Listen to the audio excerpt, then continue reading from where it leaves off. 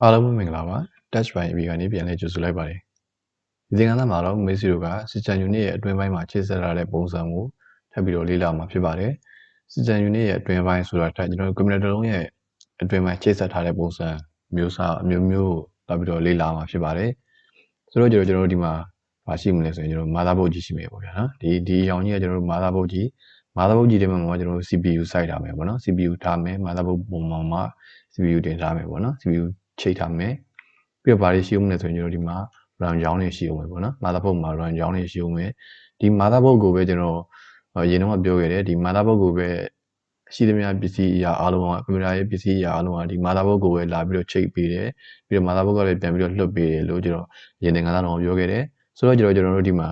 motherboard ကနေဘာလာချိတ်မလဲပေါ့နော်ဥပမာကျွန်တော်ဒီမှာပေါ်သုံးတော့နေကြည့်မယ်ဆိုရင်ဒီ power supply ဆိုတာရှိတယ် power supply ကနေမှကျွန်တော်တို့ဒီ AC ဆိုတဲ့အရာက alternating current ပေါ့နော်ကျွန်တော်တို့ဒီလျှပ်စစ်မီးကနေမှလာတဲ့မီးကျိုးကနေပြီးတော့မှကျွန်တော်တို့ဒီ power supply ကိုဖြတ်တယ် power supply ကနေမှကျွန်တော်တို့ဘာဖြစ်ထုတ်ပေးရလဲဆိုရင် DC ဖြစ်ထုတ်ပေးတယ်ပေါ့နော်ဒီ power supply ကနေကျွန်တော်တို့ပထမဆုံးချိန်တာဒီမှာmotherboard ကိုချိန်တယ်ပြီးတော့ဘာချိန်အောင်လဲဆိုရင်ကျွန်တော်တို့ဒီမှာ CD/DVD drive ကိုချိန်မယ် power supply ကနေမှနောက်ထပ်ကျွန်တော်တို့ hard disk ကိုချိန်မယ်ပေါ့နော်ဘာအနေနဲ့ချိန်တာလဲဆိုရင်ကျွန်တော်ဒီမှာအားသွင်းတာပေါ့နော်အားကိုကျွန်တော်မျှဝေပေးတဲ့အရာဖြစ်တယ်direct current အနေနဲ့သွားပြီးတော့ချိန်တာဖြစ်တယ်ပေါ့နော် power supply ကနေမှကျွန်တော်ဒီမှာဥပမာ hard disk က5 volt လို့လဲဆိုရင် hard disk ကို5 volt ပို့လိုက်ဟေးအဲ့လိုမျိုးပေါ့နော်ဒီ CD/DVD drive က10 volt ပို့လဲဆိုရင် CD/DVD drive ကို10 volt ပို့လိုက်ဒီလိုမျိုးသူကလှမ်းပြီးတော့ဘို့တွေကိုပြန်ပြီးတော့မျှပေးတာဖြစ်တယ်ပေါ့နော် power supply ကနေမှမျှပေးတာဖြစ်ပါတယ်ဆိုတော့ကျွန်တော်တို့ဒီမှာဒီ CD/DVD drive တွေကနေမှဒီ motherboard ကိုလည်းချိန်ထားတယ်ပေါ့နော် CD/DVD drive တွေကနေမှ motherboard ကိုထပ်ပြီးတော့ချိန်ထားတယ်ပြီးတော့ကျွန်တော်တို့ဒီမှာပေါ့နော်ဒီညာဘက်ဆိုတာကကျွန်တော်တို့ဒီညာဘက်မှာရှိတဲ့အရာတွေကွန်ပျူတာရဲ့ရှေ့ပိုင်းပေါ့နော်ရှေ့မျက်နှာစာပိုင်းမှာမြင်ရတဲ့အရာတွေဖြစ်တယ်ရှေ့မျက်နှာစာပိုင်းမှာဘာတွေရှိမလဲဆိုရင်ဒီမှာ USB port ကိုလည်းကျွန်တော်တို့ချိန်ထားတယ်ပေါ့နော်ပြီးတော့ဘာတွေချိန်မလဲဆိုရင် power button တွေ power clock တွေပါမယ်ရှေ့ပိုင်းမှာ reset button တွေပါမယ်ပြီးတော့ဘာပါအောင်လဲဆိုရင် power LED power မီးတွေပါမယ်ပေါ့နော် hard disk မီးတွေပါမယ်ဒီຢာတွေအားလုံးကိုလည်းဒီ motherboard ကနေမှချိန်ထားတာဖြစ်တယ်ပေါ့နော်ဆိုတော့ဒါတွေကကျွန်တော်တို့ computer တစ်လုံးရဲ့ဒီ system unit တစ်လုံး system unit တစ်ခုရဲ့ဒီရှေ့မျက်နှာစာမြင်ရတဲ့အပိုင်းတွေပေါ့နော်ရှေ့မျက်နှာစာမှာပါတဲ့အရာတွေဖြစ်တယ်ဒီဘက်မှာကျွန်တော်တို့ဒီဘက်မှာကျွန်တော်နောက်ဘက်မှာပါတဲ့အရာတွေ system unit ပုံးရဲ့နောက်ဘက်မှာပါတဲ့အရာတွေပေါ့နော်နောက်ဘက်မှာပါတွေပါမလဲဆိုရင်ကျွန်တော်ဒီမှာ monitor ကိုချိန်ထားတဲ့ကြိုးပါမယ်ပြီးတော့ပါအောင်လဲဆိုရင် speaker ကိုချိန်ထားတဲ့ကြိုးတွေပါမယ်ဒီကောင်တွေကိုကျွန်တော်တို့ဘာလို့ခေါ်တယ်လဲဆိုရင် output device တွေလို့ခေါ်တယ်ပေါ့နော် monitor ဆိုတာလည်း output ပြန်ပြီးတော့အချက်လက်တွေကိုပြန်ပြီးထုတ်ပြတာဖြစ်တယ်ဒီမှန်မြင်နေရုပ်ဆိုရင်လည်းရုပ်ပေါ့နော်ဒီလိုမျိုးထုတ်ပြတာဖြစ်တယ် speaker ဆိုရင်လည်းကျွန်တော်တို့အသံတွေကိုပေါ့နော်ဥပမာတချင်းနားထောင်နေဆိုရင် speaker နေမှာအသံတွေထွက်ပြတာဖြစ်တယ်အဲ့ဒါကြောင့်မို့သူ့ကိုဘာလို့ခေါ်တယ်လဲဆိုရင် output device တွေလို့ခေါ်တယ် monitor တို့ speaker တို့က output device တွေဖြစ်တယ်ပြီးတော့ကျွန်တော်တို့ဒီမှာပါရှိအောင်လဲဆိုရင် mouse တို့ကျွန်တော်တို့ keyboard တို့ရှိအောင်ပဲပေါ့နော်ဒီຢာတွေကိုကျွန်တော်တို့ကဒီမှာ input device တွေလို့ခေါ်တယ် mouse ဆိုတာလည်းကျွန်တော်တို့စာနဲ့ရေးပြီးတော့ sorry mouse ဆိုတာလည်းကျွန်တော်တို့ဒီမှာ pointer လေးနဲ့ကျွန်တော်တို့ဒီလိုရွှေ့ပြီးတော့ကျွန်တော်တို့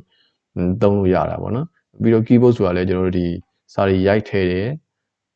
စာရီရိုက်ထည့်တာပေါ့နော်အချက်လက်တွေထည့်သွင်းတာကိုကျွန်တော်တို့ input device လို့ခေါ်တယ် mouse ဆိုလည်းကျွန်တော်တို့ဒီမှာ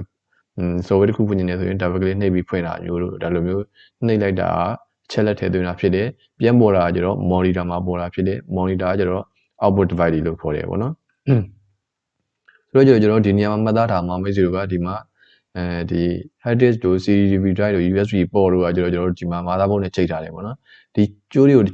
ချက်ကြည့်မယ်ဆိုရင်ဒီမှာစိမ်းရောင်တွေဖြစ်နေတာကိုတွေ့ရလိမ့်မယ်ဒီရောင်တွေကကျွန်တော်တို့data ပို့တာပေါ့နော် data ပို့တာကိုကျွန်တော်ကိုယ်စားပြုပြီးတော့ဖော်ပြထားတဲ့အရောင်လေးတွေဖြစ်တယ်data ပို့တာဆိုတော့ကျွန်တော်ဒီမှာ hard disk ဆိုရင်လည်းကျွန်တော်ဗီဒီယိုတွေတခြားသချင်းတွေပေါ့နော်ဒီလို file တွေ folder တွေကိုပို့လို့ရတယ် CD/DVD drive ဆိုရင်လည်းကျွန်တော်တို့ software တွေ install လုပ်လို့ဖြစ်ဖြစ် CD/DVD drive ကနေလုပ်လို့ရတယ်ပေါ့နော်ပြီးတော့ USB port တွေဆိုရင်လည်းကျွန်တော်တို့ဒီသချင်းတွေပဲဖြစ်ဖြစ်စကားတွေပဲဖြစ်ဖြစ် USB တစ်ခုသုံး stick တစ်ခုသုံးနေပြီးတော့မှကျွန်တော်တို့ကွန်ပျူတာလေးကိုထည့်သွင်းလို့ရမယ်ပေါ့နော်အဲ့အတွက်ကြောင့်ကျွန်တော်ဒီမှာဒီ USB တို့ hard disk တို့ CD/DVD drive တို့နဲ့ချိန်ထားတဲ့အရာတွေကိုကျွန်တော်ဒီမှာအရောင်လေးပြောင်းထားတာမရှိလို့မှတ်သားထားရမယ်ပေါ့နော်ဒီကောင်ကိုကျွန်တော် data ကြိုးတွေလို့မှတ်သားထားရမယ်ဆိုတော့ကျွန်တော်တို့ဒီမှာဒီကောင်ကတော့ကျွန်တော်တို့ system unit ရဲ့အတွင်းပိုင်းမှာချိတ်ဆက်ထားတဲ့ပုံပေါ့နော်ပထမဆုံးချိတ်တာဒီမှာAC power ပေါ့နော် AC power နိုင်ရန်နေလာတဲ့နိုင်ရန်နေဆိုတာထက်ကျွန်တော်တို့ဒီ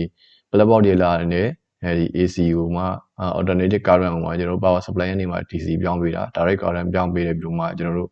ပို့အားတွေကိုသူ့နေရာနဲ့သူပြန်လည်မျှဝေပေးတယ်ပြီးတော့ hard disk တွေ CD DVD drive တွေကကျွန်တော်တို့ဒီမှာ motherboard နဲ့ချိတ်ထားတယ်ဒီကောင်တွေကကျွန်တော်တို့ data ပို့တဲ့ကြိုးတွေဖြစ်တယ် USB port လည်း data ပို့တဲ့ကြိုးဖြစ်တယ်ပေါ့နော်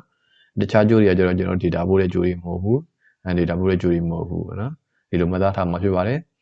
ဟုတ်ကဲ့ဒီသင်ခန်းစာတွေလောက်ပါပဲနောက်သင်ခန်းစာမှာတော့ကျွန်တော်ဘာအောင်သွားမလဲဆိုရင်ကျွန်တော် system unit ရဲ့အရှိဘက်ပိုင်းမှာရှိတဲ့အရာတွေအကြောင်းကိုထပ်ပြီးတော့သွားပြီးလေ့လာကြမှာဖြစ်ပါတယ်ဟုတ်ကဲ့အားလုံးကျေးဇူးအများကြီးတင်ပါတယ်